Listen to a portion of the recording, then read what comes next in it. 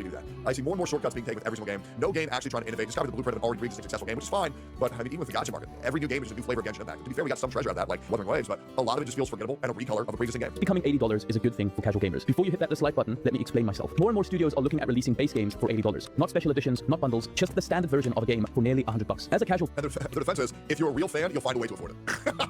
My God, if you're a real fan, guys, you'd find a way to subscribe to me on Twitch. Gamer, at first, this was quite frustrating, but now, weirdly, I think it might actually be a good thing for us, because it's exposing how badly the AAA space has lost touch with its audience, and it's forcing more and more of us to look elsewhere, towards better value, better experiences, and yes, towards the massive backlog most of us have waiting for us. $80 isn't just a number, it changes how people buy games. At that price, you're not making a casual purchase anymore, you're making a judgment call. You're asking, is this purchase worth it? And more often than not, the answer is no. And it's not just about whether the game is fun, it's whether it respects your time. This reminds me of OnlyFans girls, and there's a new thing on the rise that I wasn't aware of, and it's called Findom. And what Findom is financial domination, where men get turned on by women using them for money. There was a post that I saw on X, I don't know how it was even popping in my feed, I don't think I follow any OnlyFans girls anymore, but it was some chick, and they said, man, today's a really good day for you to spend all your money on me. And I just sat there in disgust, and I thought, wow, there are people who are going to spend $100 to $150 to see this woman take off an article of clothing. And it just, man, it's just really fucking sad now, isn't it? I paid for porn before, man. Oh man, it was bad. Now to be fair, it was like prime shit though. It was like a fucking Japanese hentai, that shit was crazy.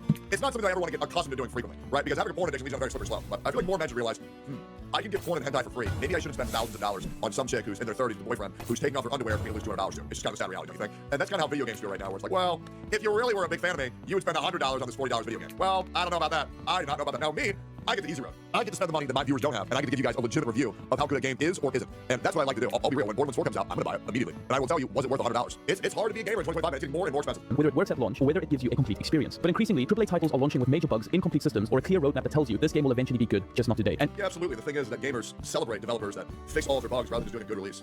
And like, you have to be so apologetic if you release an incomplete game and you fix it over time. Like there was a gacha game that released completely unfinished, and they would fix their bugs, and then they would give you out like 300 crystals. And then you would get like Wuthering Waves, where the launch was a fucking disaster. And they're like, we are so sorry. Here's $300 worth of currency. And the game probably lost hundreds of millions of dollars being overly apologetic, fixing their fucking disaster to launch of a game. But I think a lot of players enjoyed the launch more because we got so much free shit because of it. even when the game is good, it often takes far too much of our limited free time just to get to the part where it actually becomes enjoyable. Yep. So when the price tag jumps to $80, people start asking, why would I pay more for less confidence in what I am buying? Now let's not pretend that this is coming out of nowhere. This price hike isn't being introduced in a golden age of AAA quality. It's happening at a time when the big studios have burnt an enormous amount of trust. Games like Halo Infinite, Battlefield 2042, Redfall, Avowed, Dragon Age the Veilguard, and any of the latest Call of Duty titles have completely misjudged what players actually want. You can only disappoint players so many times before they stop trusting you. And asking for $80 while the trust is broken, that's not just tone deaf, you're burning the last bridge you have with your audience. Now let's not forget the bigger context. Life in general is more expensive than it has ever been. Inflation, rent, fuel, food, utilities, everything has gone up. So naturally, we, your casuals, are tightening our budgets. And luxuries like video games are even less of a priority now. We're being more careful and more selective with our purchases. And that's where this whole $80 shift becomes a breaking point. Because if a game's not guaranteed to deliver, we're just not going to take the risk. Not when there are dozens of other options out there for half the price or less. Here's something that's often overlooked. Casual gamers aren't just worried about money, we're worried about time. If I only have 2 hours to play on a Saturday evening, I want to spend that time actually playing and having fun. Not getting frustrated over bugs or sitting through a 2-hour grind just to try and see if I can get to the fun part, which might not even show up. We want focused, intentional design and fun. We want... Yeah, the problem is when games have a slow as fuck 3 to 4 hour intro and people say, wait till we get to the good part. Why the fuck isn't the whole game the good part? Like, people act like build up has to be boring and like uncompelling. I paid $80 for this shit. Why would I have to sit through the bad part? Just make the build up good. It's not hard. It's like Epo. Like, you want to say, oh, well, the real action is like actually the fight.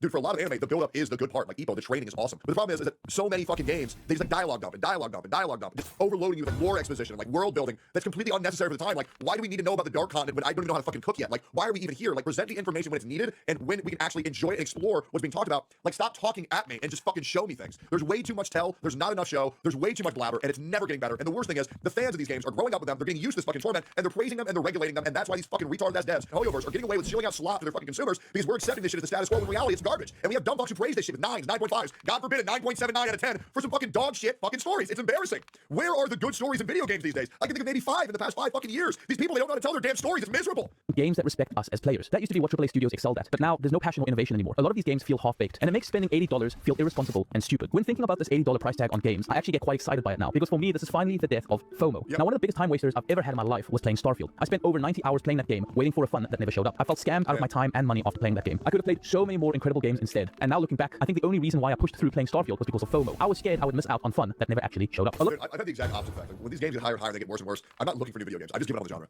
And dude, it's so bad. Why am I sitting here playing another video game? I'm just gonna go for a fucking walk. Trying to find a good video game is so hard. Like Blackbeard Wukong, I never felt like my time was wasted, but I got filtered by the fucking the true end boss of Wukong. Oh, that filtered me so hard. Clair Obscure was amazing, but I played it too slow and now I'm playing offline. Elder Scrolls Oblivion was a treat from start to finish. The HD remake, oh man, I completely remade the game that I once loved. Games just feel like punishment when you play for 10 hours, 15 hours just to get nowhere. And then it's like, why the fuck did I do this? Because like, a game really has to be special to leave an imprint on me for me to enjoy it. Like, I mean, the games that I truly love, like guys, I got fucking Bloodborne tattooed on my fucking pinky. I got Dark Souls fucking tattooed on my fucking neck. I got Berserk tattooed on my trap. I got Vinland Saga tattooed on my fucking wrist. Right? Like, I want to feel these games. I want to feel the love because Dark Souls is one of my favorite games of all fucking time. But like, just something about these games just doesn't get me excited. I think Clair Obscure almost got me there, and it might by the time I finish it. I don't know if I'll get the 33 tattoo or not, but we'll figure it out.